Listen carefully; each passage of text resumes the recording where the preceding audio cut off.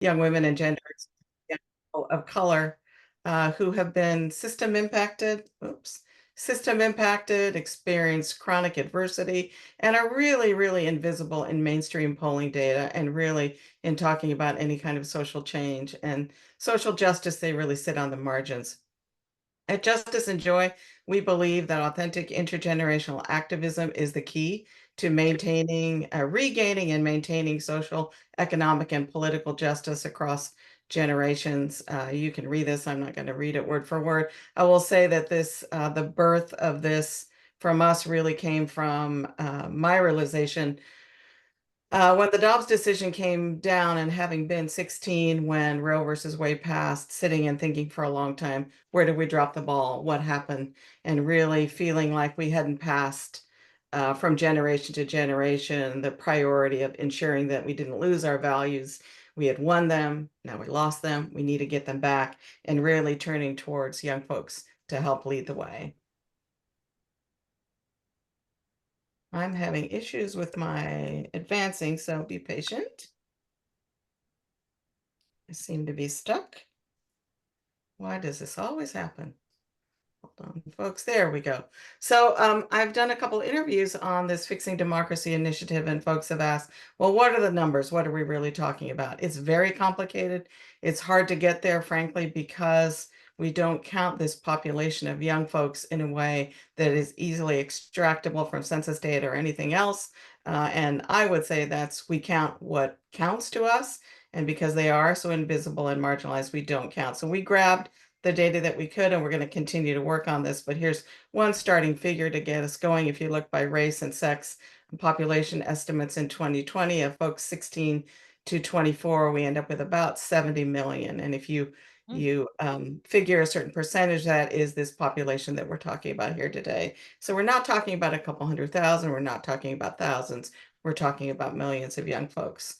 So our goals in jumping into this work is twofold. One, of course, is short term. I would be not being truthful if I didn't say that we weren't trying to in some way make sure that these young folks are out and voting in 2024, which is here and just around the corner. But over the long term, we really want to work with young people to ignite longer term engagement. And how do we pass the baton from generation to generation? So someone 30 years isn't sitting where I was sitting, which is wondering where we dropped the ball. So we're really focusing on intergenerational activism that is led and centers the leadership of young folks. Or something like that. And I met I'm Jeanette hearing and was somebody saying not like on mute. Sorry. Thank you. Okay, so our research is unique. I'm gonna share Celinda's quote at the end of the research. She made this comment about this being comprehensive and in-depth study of system impacted girls. And while other studies do cover them, they don't center them. And we really have centered them at a time where we really believe that it is very, very much possible that those marginalized and invisible can really contribute in ways we have not even imagined to regaining our rights and true freedom. Up front, this is a funders briefing. We're not going to hide the fact that we're trying to raise money to get through the project. Have raised to date 250,000 in order to cover the first phase of research. We self-funded an additional 80. We self-funded 81,000 of that out of general funds that we had, in addition to covering Justice and Joy staff time for it. We are now moving into phase 2, which is the quantitative message testing and qual online board testing. This is what we need to raise most urgently, is 272,000 to finish this phase of work, so we can quickly move into action in terms of strategy and tools and sharing messages, hopefully by the end of the summer. We have a third phase, which is really what I just mentioned: developing the strategy, dissemination, tools, and really moving out to local partners, to young folks, to really get the messages out so that we can we can get as many young folks out to vote this time around as possible, keeping in mind the longer term vision, but really trying to hit the ground running in early fall using credible messengers, individual credible messengers, and also organizations' social media strategy, which we'll put together with our committee of young folks who are going to be advising us in both the creation, decision making, and implementation of this. And then we have the last phase, really, which is our infrastructure development. We've covered all our costs so far, but also we want to continue to do that, raise funds to support that, but also develop a plan for longer term justice and joy fixing democracy work, again, that centers our youth leaders. I'm sharing this quote from Genesis, who's actually on with us today, as a segue to let her share her perspectives. She's been in it since the very beginning. She interviewed Lake Research and HIT Strategies, and I am going to go off sharing so that you can actually see Genesis while she's speaking. Go ahead, Genesis. Hello, all.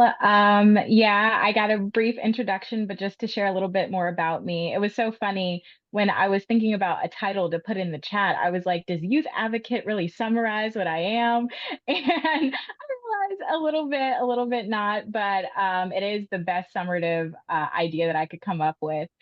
So I started with Justice and Joy a long, long time ago, but specifically, I've been kind of in this democracy work since its conception, inception, whichever word sounds most appropriate.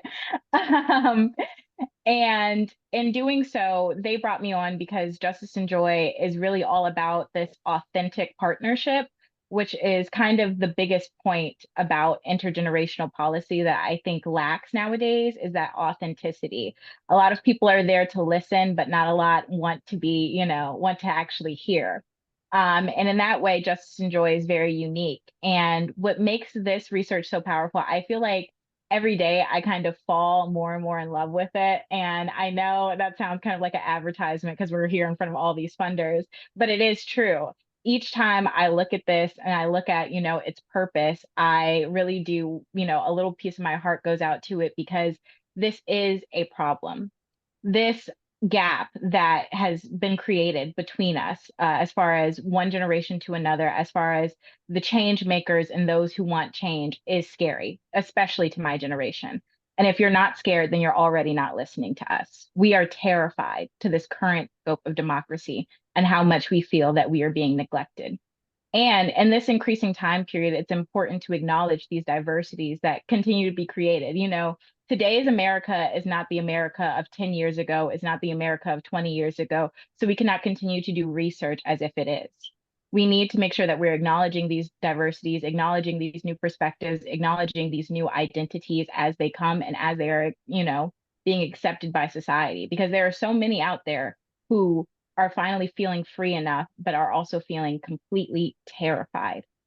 And in that time, I feel like I've gone through so many different emotions when it comes to this current scope, when it comes to this current society. I've gone through the rage, I've gone through the passion, I've gone through all these different sort of dynamics in my heart. And I think that's also the reason that it's so important that we have this diverse polling taking place, because there are so many fluctuations of emotions and perspectives that happen. And each of these can come together to make something cohesive for us, something. But it's only if we all listen, if we all encourage it, and if we all try to genuinely connect in that way. And again, I am so thankful that Justice and Joy has put me in this position to be here with you guys, to be a unique voice, and to also, speak to people who actually want to listen. And I'm going to pass it back over. So without further ado, thank you, Genesis. I'm going to introduce Celinda Lake and Roshni from Lake Strategies, Lake Research Partners and HIT Strategies. And Celinda, would you like for us to run the PowerPoint? Yeah, that'd be great. Thank you. And get it up. And I want to, well, it's wonderful, Jeanette, to follow you and your tremendous leadership in Genesis. You're amazing. So I always am inspired and motivated by your perspective. And I want to say what a great treat it is and privilege to do this work jointly with HIT Strategies. Our team, which is on, is also Kate Gormley and Alicia Snell, who are really the anchors behind this work, and Izzy and Jenna. And if we look at the next slide, what we did was we did 15 groups among girls, young women, gender expansive people of color who were system impacted. And I want to tell you, we've never been able to do this kind of in-depth work. And you can see the variety here by race, by gender, by motherhood, by age, just a tremendous, tremendous ear to the ground. And you know, a lot of times we're involved in projects where the organization wants to solve the problems of the world with two focus groups. And what I really love about this project is both on an organizing level and on a research level, they took it to scale to really, really have impact. We wanted to share with you that the findings are very, very rich. We've completed, and we can move ahead to the next couple of slides. We wanted to share with you the Oh, 8 sorry. big findings that we found in the focus groups. And then Roshni will talk about where we're headed next. Oops. And oops. Sorry, I'm having issues. No, that's fine. That's no problem. Gonna go one more. Yes, please. There you go. So the first thing we found is that young women, transgender, non-binary, gender expansive, most value local change. And they find it much more achievable over national change. And this is a sea change. This is a big difference because for a long time, young people were not particularly engaged at the local level. And they want to vote for people that are going to stand up on issues. They want to vote for people who are going to make a difference and bring about change. And there's really strong language, like in this first quote, that otherwise it's pretty much a complete waste of time. They also want to be able to link the issues that they care about and the leaders that they care about with the a local setting where they can actually monitor and see the change that's happening and can attach this to other kinds of activities that they're doing. If we look at the next slide, whether it's boycotting, voting in local or state elections, taking another action, many participants say it's important to make small changes on the more local level that can impact them personally and that will feed up, that will influence federal policy or create national impacts. And so this generation, very different with a whole schema about local change. They also are pretty cynical about voting. And so they definitely want to combine voting with other kinds of activities. If we look at the next slide, you'll see the big conclusion number 2, which people see political actions as an effective way to make change, but they'd like to do more than vote alone. They'd like to do it, these actions, or they'd like to do them in conjunction with voting, but not vote alone. The political actions that people see as most effective tend to be voting, mutual aid, which is very interesting. There is an engagement here of helping each other that is seen as political action. Working together to meet each other's needs, such as food and housing, rated very, very high. And in their values and actions, participants are very focused on interpersonal community care and meeting concrete basic needs of others. And this has been very shaped by their impact, their being system impacted, and also by the COVID experience. If we look at the next slide, conclusion number 3 was that participants were deeply cynical about the power of voting, particularly at the national level. They don't feel like politicians, especially Biden and Trump, represent them, listen to them, have made their lives better or in touch with their lives. And these presidential candidates are seen as, frankly, just too old and too out of touch. What they're looking for is new people. They're looking for faces like themselves. And they're much more likely to believe that they're going to see that at the state and local level. They also believe, particularly the women, that this is old white men who sit on the stage who control politics right now. And as one said, that's just a waste of time to be involved with that. If we look at the next slide, conclusion number 4 was these young people are these participants, very values oriented. And the values that really matter to them are community, family, treating all people with dignity and respect. The values that people hold and the way they see political change happening is a combination of individual and community or systemic level engagement. So they're really feeding back and forth between these two arenas, much more than we've seen in the past. And individual involvement and community involvement are seen to really reinforce each other. Also, in terms of overcoming the cynicism and producing real change that will matter, they really like the language of coming together to create change, which seems very tangible to them and also very much more powerful and likely to succeed. These participants also believe not just in the family that is your blood family, but your chosen family too, as they use in the language here.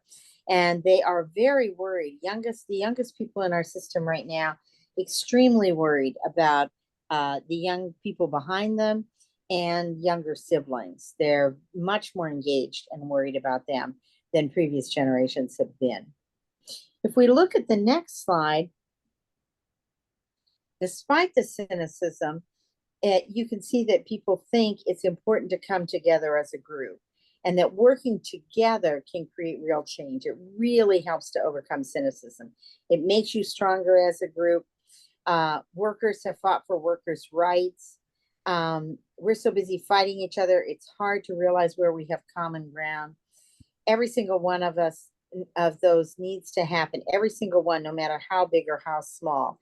And they think that the damage that's being done is division and death by 1,000 cuts.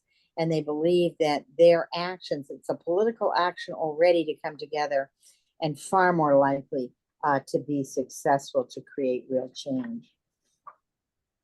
Our fifth big finding was that these participants like the idea of democracy in general, although democracy is not a very powerful word to them. It's a very theoretical concept, and there's been lots of polling data that shows that the word democracy is not as strong or by itself for voters under 40 as for voters over 40.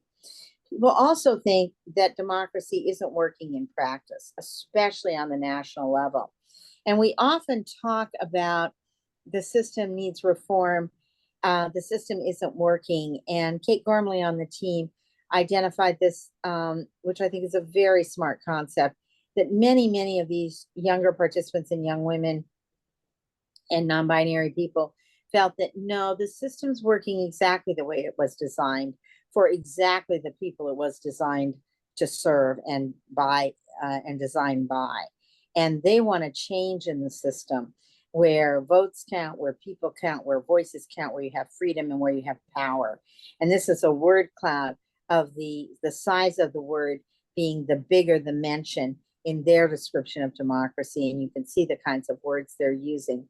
They also talked about a lot of different forums where democracy should operate. So they talked about tribal sovereignty. They talked about the country level. They talked about government and citizens. They talked about gerrymandering in the state level. So they think of democracy as multi-tiered and multifaceted. One of the funner concepts we asked them is, what is your ideal candidate? Particularly in light of the fact that they think that the two candidates who are running for president, who are the most visible to them, are anything but the ideal. And if we look at the next slide, you'll see that the ideal candidate was future oriented. If we're going to appeal to these participants, we're going to be asset oriented, not deficit oriented. We're going to be future oriented, not past. They wanted women, they wanted people of color, they wanted young people, they wanted working class, they wanted well-educated, they wanted confident, likable, charming, charismatic, track record of creating change, background in organizing, self-aware, works for the people. So they're bringing in all of these traits. They also talked about being outspoken on issues that matter to them. And they talked a lot about trans rights, bodily autonomy, and the ceasefire in Palestine. If we look at the next slide, their concerns about the country right now are really, really dire. They believe that the country is close to war, internally as well as externally. They're very worried about civil war because of the division. They think that we're reaching the breaking point. They think that people are so tired working, trying to be able to keep up and make ends meet and make the basic needs, that they don't have the bandwidth to do anything else, including what they want to do with their families, what they want to do in their communities, being politically or community active. People believe that Trump has made this worse and Trump supporters have made it worse, but they also believe that it's much more profound, that whoever becomes president, there isn't a lot of trust in government, and sooner or later the government's going to be overthrown. This language could not be stronger. And it was very, very intense in the groups, how dire people see the situation, and the analogies to international and historic examples that were complete collapses or authoritarian governments. They also talked about distractions with problems that could be solved, but the government isn't doing anything to solve them. Finally, we talked about freedom and democracy versus liberation. And if we look at the next slide, we found, particularly for gender expansive groups compared to cisgender groups, liberation was the stronger word. By the way, the gender expansive groups, very politicized. They were far more engaged than the cisgender groups. They were less familiar and aligned with freedom and democracy if they were in a gender expansive group. The cisgender groups talked about freedom, but they still didn't have a comprehensive notion of freedom. People also thought that liberation can lead to complete freedom. And they believe that freedom has responsibilities attached to it. It also has consequences, and that freedom is an individual concept, as is liberation, and a community concept. So your freedom for all and freedom as an individual. We can look at some some word clouds on the next slide, and they're absolutely fascinating. On the people talking about freedom, they talked a lot about choice, their own bodies, opportunities, independence. On liberation, they talked about control, freedom, liberty, and that we're at the breaking point in terms of revolution and in terms of liberation. Let me turn it over to Roshni to talk about what's next on the agenda. Thank you, Celinda, and thank you, everyone. So now that we have all of these fantastic, detailed, rich findings from our groups of young folks, what do we do with it? We want to make sure that we're crafting messages, both for the short term and the long term, to make sure that we're engaging our young voters and our young people in the system, and making sure that they feel like they have a sense of efficacy in changing the system.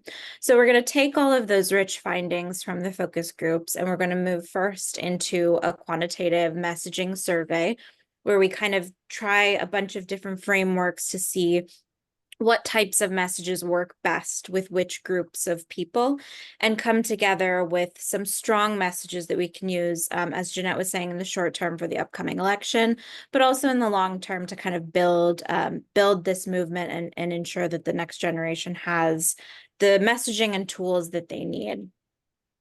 So we'll do a national survey of women ages 18 to 25, 15 minutes, with over samples of Black, AAPI, Latina, Latinx women, over samples of system impacted women, over samples of gender expansive people, and battleground state over samples as well, to ensure that we're targeting messaging to the states that are going to need it the most this year.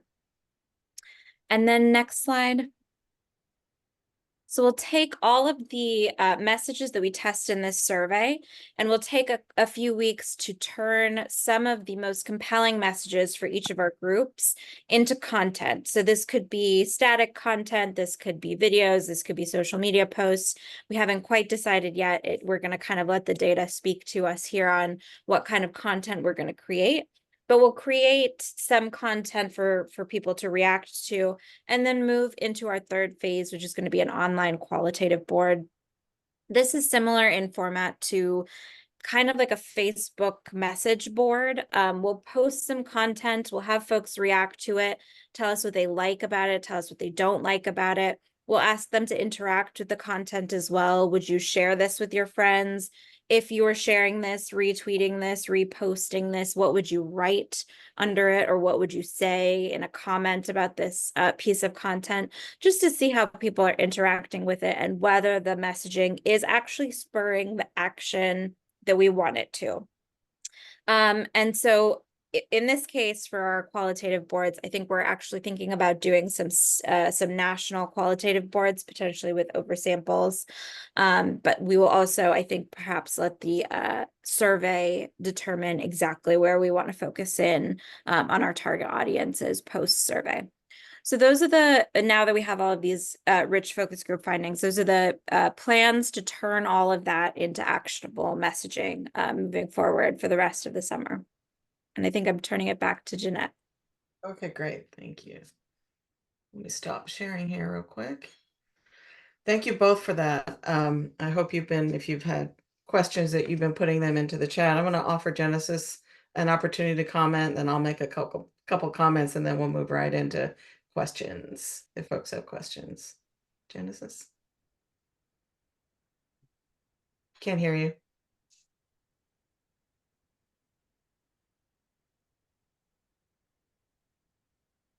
Here, well, I'll go first while you're getting set up. Can you hear me now? Okay, go for it. Okay, perfect. 1 second. Now I gotta hear you guys.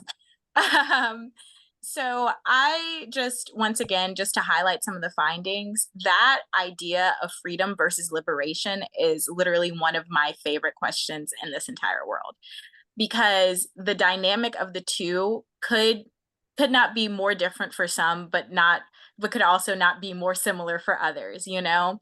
And I think that's one of the main examples of how profound and unique this research is and why it's important. Because as you guys heard, a lot of my generation feels that we're on the verge of war, you know, and we fear it every day. And you have to ask yourself, are you not fearing the same things?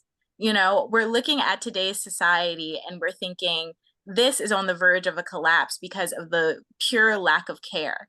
And you see the fact that we emphasize this idea of community and helping each other. It's not out of pure just want for us to do that. It's because we can't trust the systems in place to do it for us. So we've learned to lean on each other. We've learned to build community out in that way. And another thing is, sorry, I have my notes in here, so I'm reading that, is I think it's almost sad that a lot of us find our perspectives to be so ignorable. You know, we have it within each other, but as far as once we get into that intergenerational policy work, a lot of us feel our words to come out hollow or ununderstood, or in some manners, it's listened to, but it's in a very placating manner. And I think this research and what we're doing here is important because the word democracy has become so weak to us. It is no longer an action. It's a concept that we haven't seen applied to us in so long. So I am very excited to see where this goes. And I'm also so excited to see the different messaging we're using, because so many times have there been pollings and, you know, newspaper articles and all that stuff. And that's just simply not accessible to my generation. You know, this idea of doing the messaging system through social media, about doing it in interactive ways that can create genuine engagement for all. Because so often we focus on quote unquote scholars, or we focus on a specific group of people. This is making sure that those people who have so much to say can finally be heard. So I guess I'll leave that as my closing and turn it over to Jeanette. Thanks, Genesis. As always, I just have two comments. One is at first read of the results, I think the thing that was most alarming to me is this question of language, democracy, freedom, and liberation. And I think I had that reaction because, one, I felt like I was reliving my youth when people were using language that didn't resonate with me, and that was in the 60s and 70s. And I fear that we're replicating that. And I think also because I think if I think of the movement writ large, however you want to kind of conceptualize that, of racial and gender justice organizations, we're already missing each other. So if we see liberation being more resonant with gender expansive folks and trans folks and cis folks not getting it, are we already within our own movement where we claim to be striving for the same ends, missing each other completely? So I think part of the challenge that I see it for the next phase is how do we link freedom and liberation together? And or how do we deal with it? It's obvious democracy doesn't work, but how do we create a message frame that is genuine and authentic, resonates with young folks, and is clear about what we mean about it, rather than we're just doing some sort of language workshopping. I think that's really critical, not just for the election in November, but for the long term. Because I think if we're not talking to each other within the movement, how are we going to talk to folks outside? And how are we going to bring folks on board? I think that's something that really frightens me. I don't want any of you on the call to be, well, if you're younger than me, 67 and going, what the hell? Where did we drop the ball? The other one is safety. So the question around safety and Civil War. So I had a reporter ask me, are you surprised about the Civil War piece? I'm like, I'm not surprised about it. I think they're just the only ones that have the courage to say it out loud.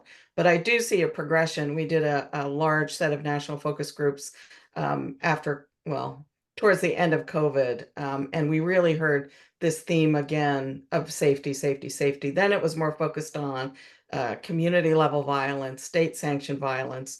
To see it escalate now to this concern around Civil War, I think is alarming, because it does seem to be an intensification of the same fears around safety. So then how do we wrap it in safety, like safety in numbers, or I don't know what, that's up to the experts, but how do we show that being together in community is safer than going it alone, I guess is some of my struggles. So those are the things that raise to the top level of me. I look forward to going back in and reading results by focus group. So looking at each group individually to see what trends and common themes we see there. So that those are my initial reactions. So any questions from anybody on the call? We're kind of we have Q&A, and then we're gonna set you free, liberate you. I don't know. Sorry, bad joke. Or any suggestions that people have for things we should be including in the research too.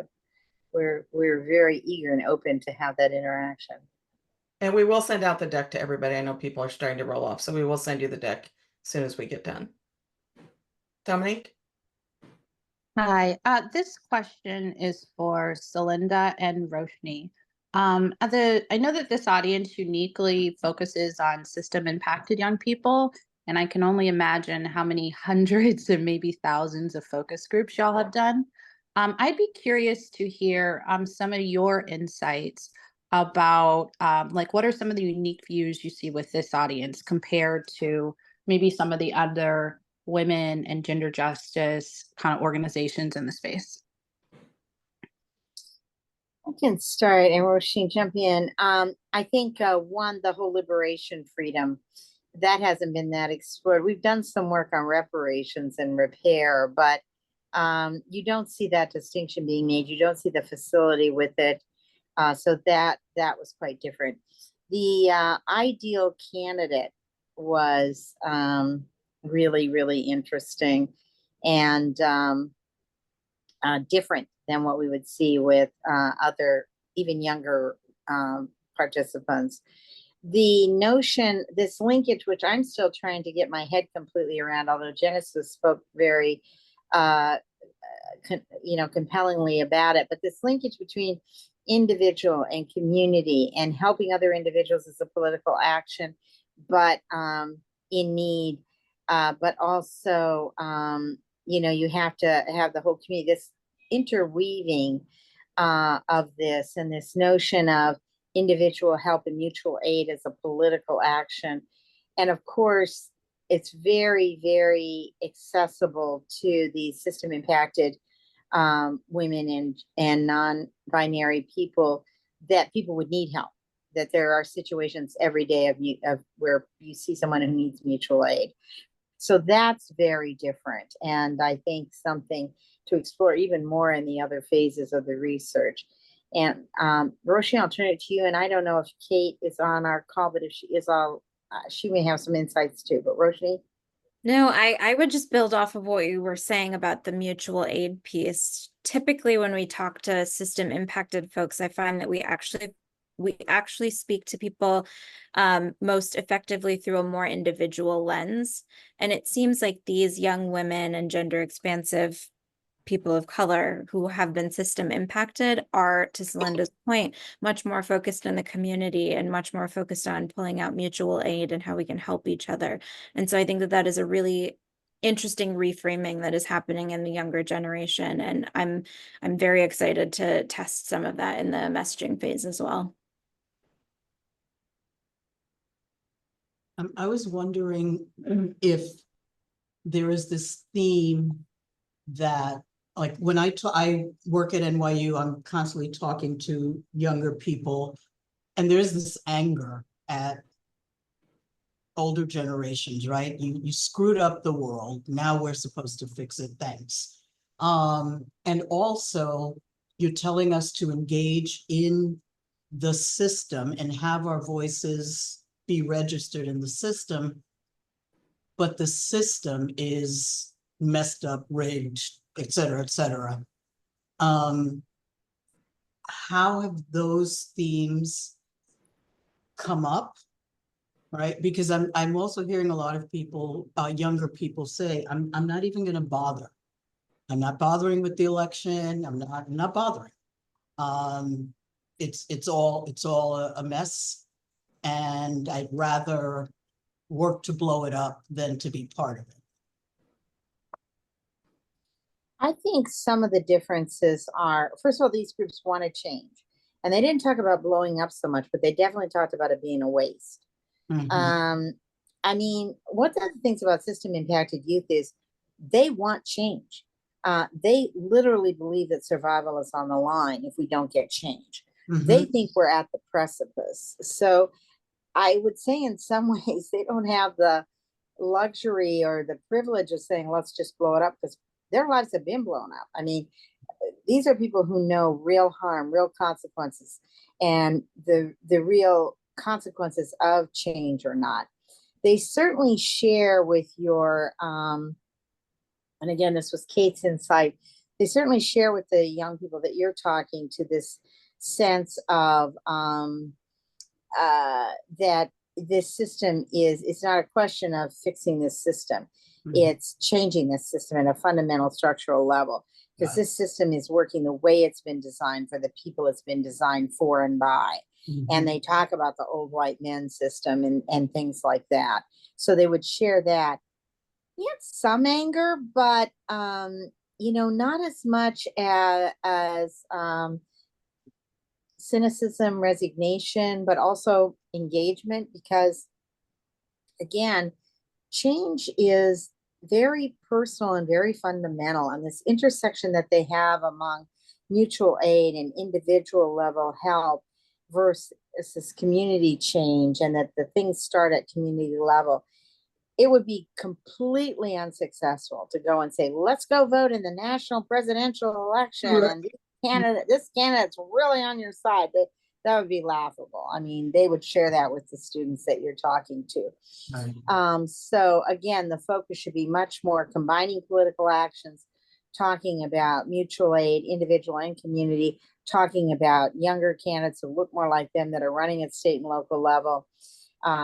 So it would be a complete failure to say, let's go, yeah, rah, rah, let's go vote for Biden or Trump. Yeah, I appreciate that. So then one more follow-up. Is there any appeal to the idea that as a group, there's tremendous power among them? Like, is that a theme that is resonating, the seeing themselves and appreciating themselves as really being quite powerful and having the potential to have a big impact if mobilized? Well, it's less that. It's not like they see themselves as a big group and having a lot of power, but and Roshni, I'd love for you to jump in here. The notion of coming together to have power was very, very strong and very resonant. Great. Coming together for change, coming together even to deliver individual change, community change, and then ultimately that moves up to national change. And there was definitely, I don't think they start out with a sense of tremendous power. but this narrative of coming together can be empowering. Yes. Roshni, love your thoughts added here too. Yeah, I would just add, especially in conjunction with real examples we found in previous research, with examples of how young people had come together in the past to create change on a community level or even on a national level. Those are very compelling messages for them. And I would just build off of Celinda's previous answer as well to say, like, we do a lot of youth research at Hit Strategies, and one of the myths that we constantly have to dispel is that just because young people are cynical about the system does not mean that they don't desperately want to be involved in some sort of change. And the thing that we hear most often, and I think that we heard in these groups as well, was the idea that they don't know what to do. Like, we're not giving folks options. We're just telling them to vote for president. And that is falling flat. That's really just falling on deaf ears. They so desperately want to be able to get involved and make change and just don't know how yet. Thank you. I'd also like to chime in that this this perspective of anger amongst our generation, I think the idea that it's founded on us being angry at past problems isn't so much the case as it is current inactions. You know, now we have directly complained. Now we have done everything we could, screamed out, reblogged, reposted. And why is it now that we've acknowledged these issues and others have acknowledged these issues, has there been an inaction to actually have change for them? Why are we focusing on problems that we think are honestly unsubstantial compared to the actual things that we're screaming out about? So I think it's very interesting because I don't even know so much. I think there's a catch-22 between them being actual angry people, and then there being people who are just despondent to the fact that the methods that they've used have not worked. I so appreciate that, Genesis, because you have to almost wonder if this general perception of an angry generation is, part of the approach to justify not engaging with them. Yeah, Thank I you. think that does happen too. It kind of creates an us and them mentality Yes, when yes. it could just be a fully us mentality. Yeah, yeah. And at the same time, whatever anger is there, I think is incredibly justified. Thank you. Right? But you're right, ways in which we use anger as a way to go oh, well, we can't work with you because you're angry. Yeah, because you're all revved up. Thank you. Other questions? Well, if there are no other questions, we will thank you for coming. Let us know if you'd like a one-to-one follow-up, and we'll be setting the PowerPoint out. And enjoy your 21 minutes back to your day. Thank you all. Thank you. Thank you, Jen. Thank you. Mm-hmm.